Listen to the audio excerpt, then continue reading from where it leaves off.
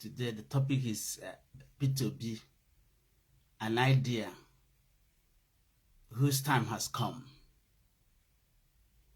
The main objective of P2B's campaign and P2B's election is to seek solution to Nigerian problems. He is not staring at the problem like other leaders do. What he's doing is he is seeking solution to Nigeria's problem. He wants to fix Nigeria's problem. So, because he is competent and he is ready to place his personal interest below the ambition of a country. Now, he is not placing his personal interest above the interest of the country. He is genuine, seeking the right solution to our problems. You see, I will walk 20 miles with my enemy if there is something I will learn from him. So, you might not like Obi. You might not like his attitude. You might not like his, but he is an idea whose time has come. You can't stop him. Because if you stop him, then you are sinking. Then you implode. So we have to learn from history. We have to learn from others. So Obi is here to fix our problem. As of now, he is the only leader that has a key to the solution of the problem, that has a key to the problem we're facing today. Every Nigerian should be saying this. Every Nigerian citizen should smell this, should see this, and know that Obi is the right person to fix Nigeria problem.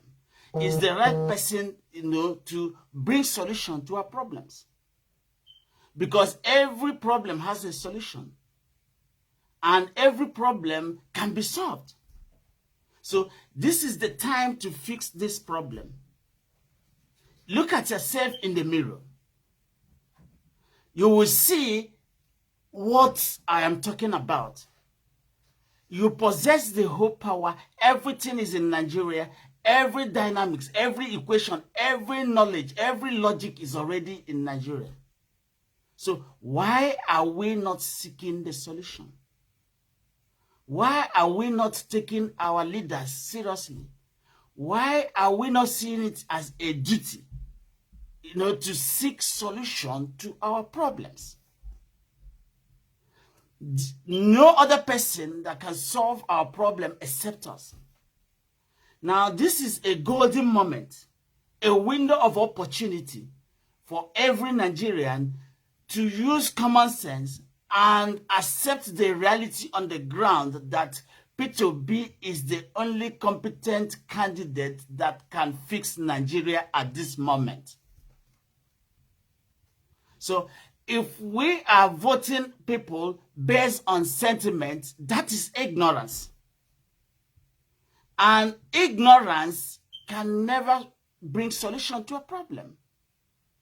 So we can't continue to vote based on religion, based on tribe, and based on political leaning. This is purely ignorance. And posterity will not forgive us. The new generation will not forgive us. Because we've seen the solution, but we erred. The solution is staring us on our eyes, in front of us, yet we couldn't pick it. Now, this is a golden opportunity. A man God has prepared for centuries and has brought to us for him to fix the problem. He is going about saying this and we are turning blind eyes. So how long are we going to continue in this ignorance? Do we need another glowing acolyte in order to show us the direction, to show us the goal where we are pursuing, to show us our objectives? I don't think we need any glowing acolyte. I don't think we need any soothsayer. I don't think we need any magician. It is there, it's staring us on our face. So why are we not making use of this opportunity? Why are we not using this window of opportunity and seize it and say, look, you are the most competent leader we have at the moment, and then allow this man to fix this country for goodness sake? Why can't we leave tribe aside? Why can't we leave religion aside? Why can't we leave political leaning aside? Look at today, the Britain you are complaining that colonized you. What are they doing? Today, they've elected an Indian born, an Indian citizen. They elected an Indian person that has Indian heritage, contrary to their belief, because they know that Britain is sinking. Because they know that Rishi Sunak is the only one who has the key to the solution of the financial crisis. So why are we not doing the same thing in Nigeria today? Why are we not solving our problem? Why are we postponing it? Why are we not fixing our problem? You see, we have examples of these things littered in the history. You might not like somebody. He might not be the best person. He might not be a friend. He might not be, but he has a key to the solution of the problems. Because God has prepared him, ordained him, and gave him key to the solution of Nigerian problems. And then we are turning the other way, turning our eyes the other way, and looking the other side. And tomorrow we are complaining that we haven't got the competent leader, we haven't got the right person, we haven't done this. But today it is showing to us that look at the better leader. You can see his spirit, you can see his attitude, you can see the way he walks, the way he conducts himself, and you will know completely that this man is a leader, because that thing is in his spirit. Leadership is in his spirit. Competence is in his spirit. Check his history. Check his record, even when he was in the Anambra state governor. Everything is on the social media. Everything is in the Google. Search for it, you will see everything. So why are we choosing incompetent leaders? Why are we choosing weak and people who are corrupt to lead us? We owe a duty to ourselves and to the nation to not be silent.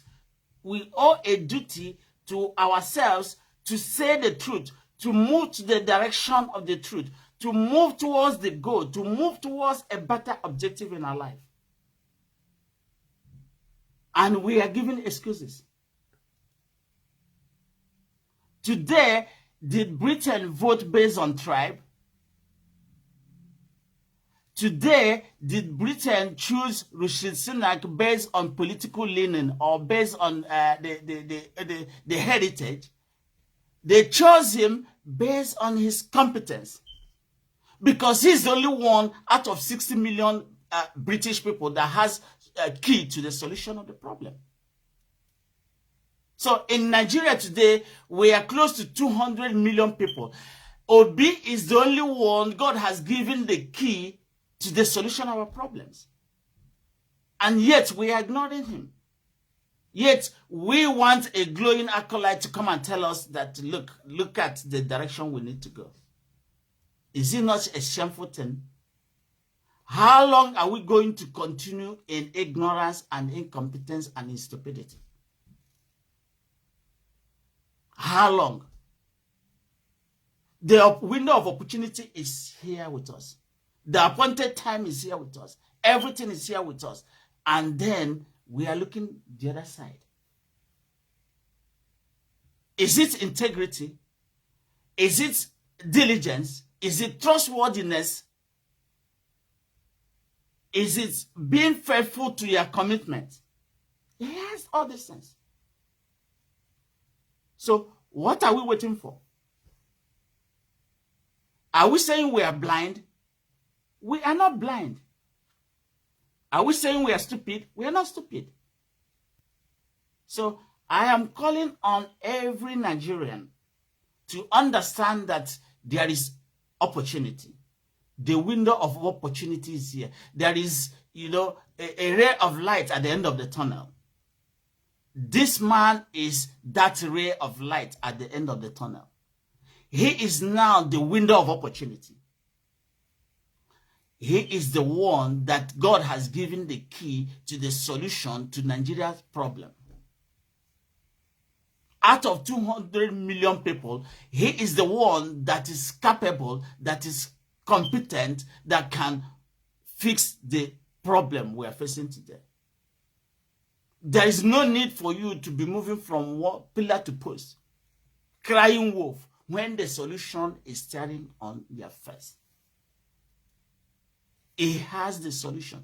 He has the manifesto. He has the competence. He has everything that is required to deliver Nigeria out of its financial crisis.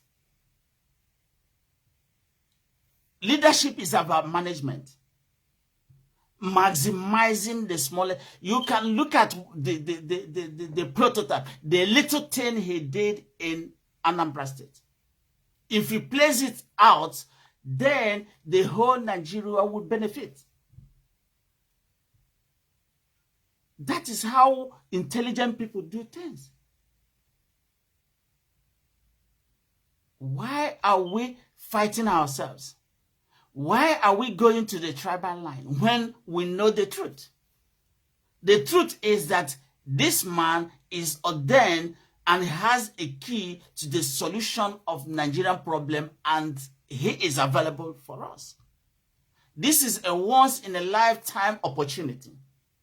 We must seize this opportunity to elect this man whom God has ordained, whom God has given key to the solution of our problems. Look at yourself in the mirror, I always say. When you look at yourself in the mirror, you will understand what I'm saying. You will know that we possess everything we need. The whole power in the universe is concentrated in us. The whole knowledge, we have it. Everything, we have it. And still, we cannot make use of this knowledge. You are talking of transformational leader. He is the transformational leader. He inspires everybody. If you are honest to yourself. His past leadership record speaks for him. You are looking for experience. He is there. You are looking for competence. He is there.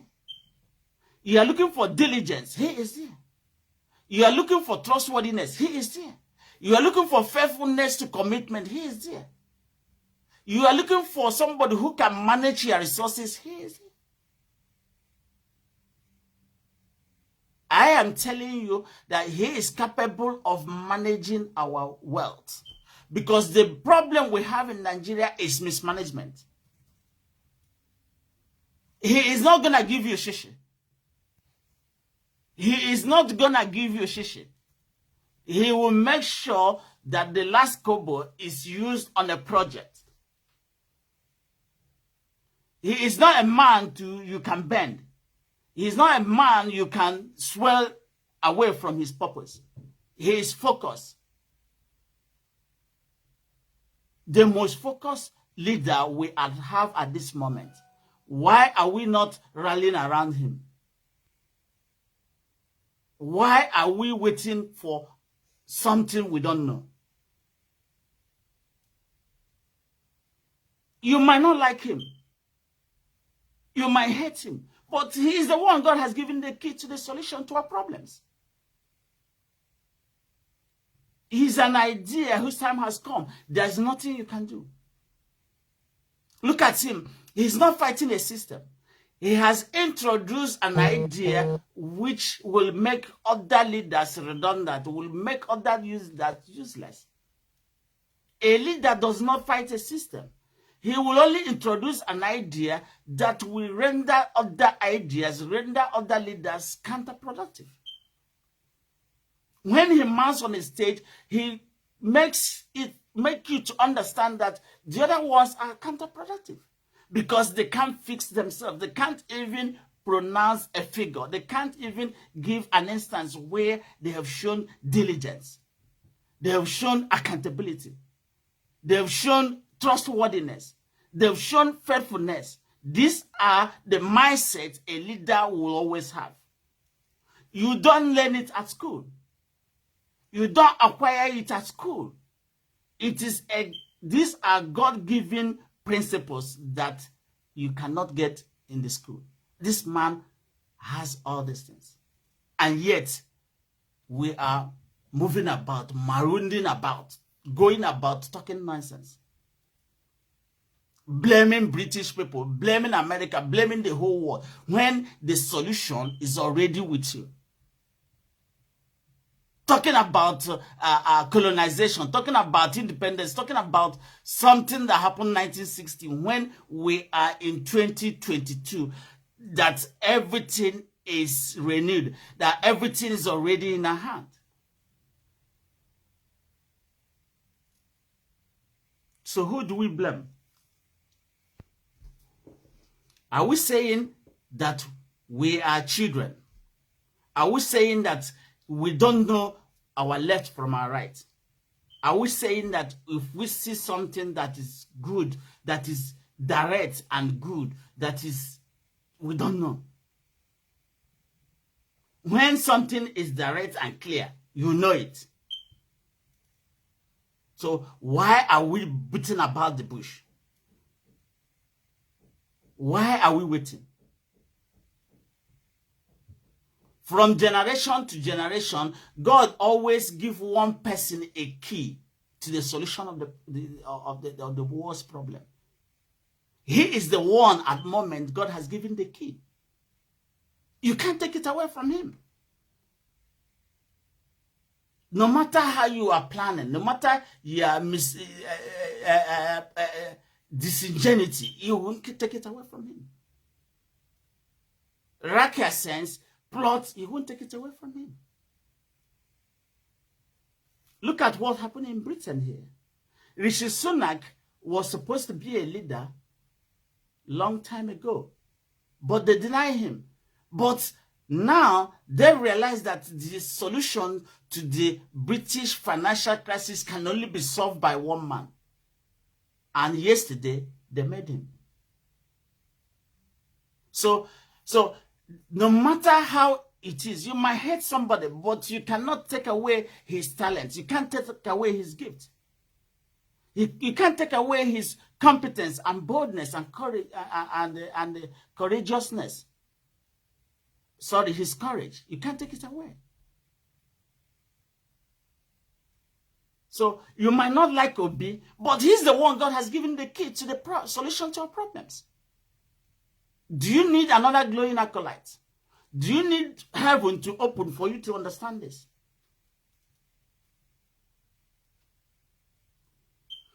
So you know what Chuka Okajibo said. He said that if you are emotionally attached to your tribe, religion, or political leaning, to a point that truth and justice become secondary consideration, your education is useless. If we don't vote Obi, our education is useless because you will never use that certificate. If we don't vote Obi, then the economy will be bad and everybody will be affected. And everybody will end up spending another 40 years, 20 years in ignorance, in a dangerous situation and in a dilapidated and unworkable situation. We will face destructions as we're facing today. So he's saying that if you allow religion, political leaning to a point that truth and justice becomes secondary, your education is useless. Your exposure is useless. Your education, your exposure is useless if you cannot vote somebody who is competent. If you are choosing somebody based on tribe, your education is useless, because at the end of the day, is going to ruin your economy, ruin your life. Look at Nigeria today, it's being flooded. If you have a house in some part of Nigeria, the flood has taken over it. Then if you have a degree in Nigeria, you know, the degree cannot afford you anything anymore, because we've chosen to be silent. Let me tell you, if you are silent,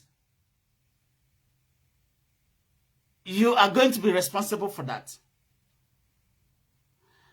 If you speak out, you are responsible for that. If you don't speak, you're also responsible. So there is no easy way out. If you like, say silence is golden, you are deceiving yourself. We cannot keep quiet on the face of injustice.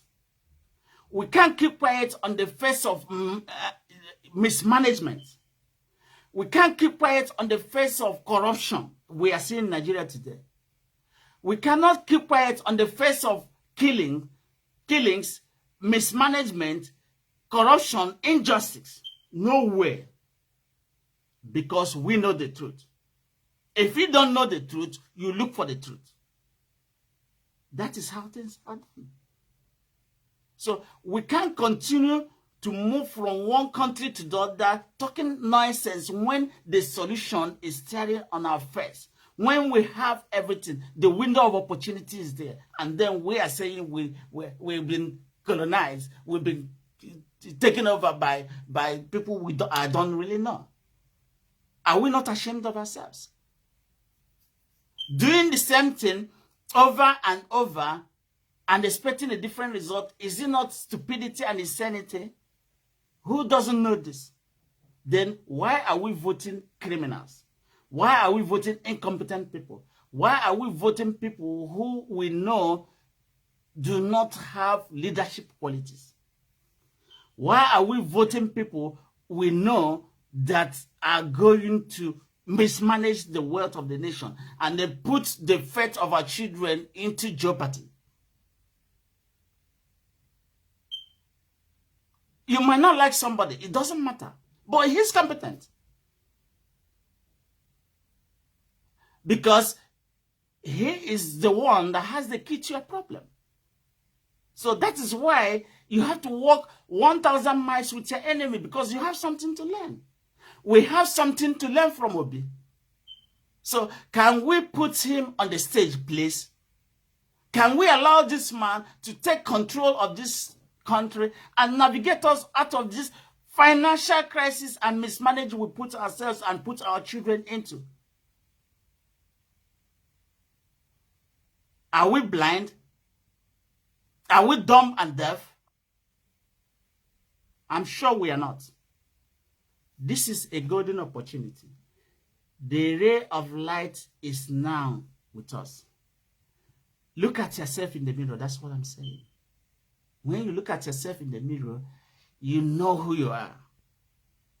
You know that you are just being afraid for nothing. You are afraid for nothing. It's fear that is making you to vote for the ignorant people.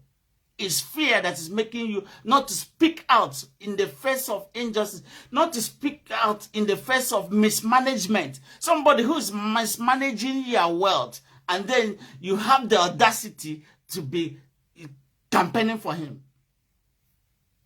Somebody who has robbed you, who has duped you, is the one you are campaigning to continue to dupe you. Is it not stupidity? Is it not fear? Are you looking at yourself in the mirror, for goodness sake? Who do you see when you look at yourself in the mirror? So Obi is the only person that has the key to the solution of Nigeria problem. He's the one that can fix this country today. Thank you.